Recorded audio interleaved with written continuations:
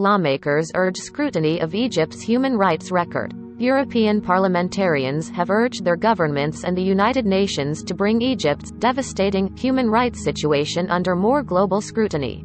Cairo, European parliamentarians urged their governments and the United Nations on Thursday to bring Egypt's devastating human rights situation under more global scrutiny.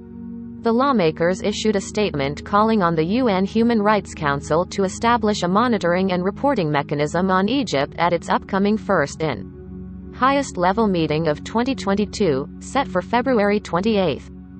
We are extremely concerned about the international community's persistent failure to take any meaningful action to address Egypt's human rights crisis. Read the statement, signed by 175 parliamentarians from the EU bloc and the UK. This failure, along with continued support to the Egyptian government and reluctance to even speak up against pervasive abuses, has only deepened the Egyptian authorities' a sense of impunity, it added.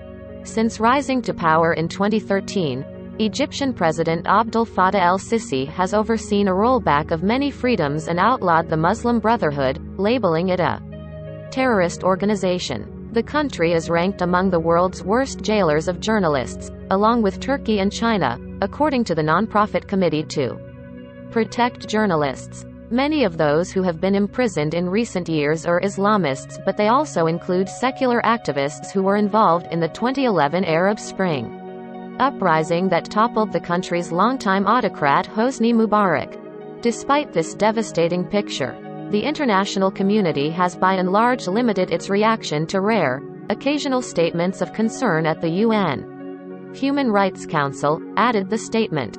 The parliamentarians' appeal comes shortly after recently freed Egyptian-Palestinian activist Rami Shaath spoke before the EU Parliament's Human Rights Subcommittee about torture, beatings and what he described as inhumane living conditions in Egyptian prisons. Last month, Shaath was released from a Cairo prison where he had spent nearly 2 years and a half in pre-trial detention over allegations of having ties with an outlawed group. Upon his release, he was deported after being forced to renounce his Egyptian citizenship. He eventually landed in Paris with his French wife Céline Lebrun Shaath. The legal system is politicized and not independent, Shaath told the EU Parliament on January 26. Egyptian officers would say many times in prison, "We are not subject to any law. We can take you, we can kill you, we can bury you, we can torture you, you are ours." Last year, Egyptian authorities released a few activists and journalists whose detention had stirred a global outcry. El-Sisi also launched what he dubbed a national human rights strategy that aimed at upgrading the conditions of human rights in Egypt.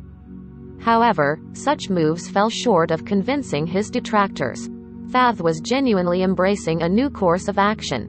"We take note of some recent modest steps taken or announced by the Egyptian authorities," said the EU parliamentarians. "Yet regret that these steps hardly constitute anything more than an effort to whitewash their dismal human rights record."